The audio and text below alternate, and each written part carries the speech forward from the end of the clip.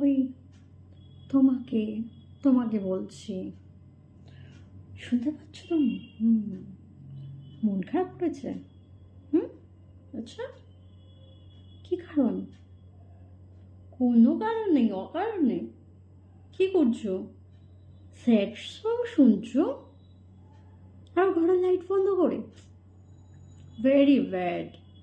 চলো সব কিছু স্টপ করো, ড্রেস পরো, বাইরে চলে যাও, গিয়ে নিজের পছন্দের কিছু খাও, আর খাওয়ার পরে আড্ডা মারতে চলে এসো। আর যদি মন খারাপ তাতেও না কমে, যাও কিছু শপিং করে এসো। এমনিও পুজোর সময়, দেখবে মন এমনি ঠিক হয়ে যাবে। আর তারপরে যদি মন ঠিক না হয়, আমি তো আছি, চলে এসো, গল্প করবো।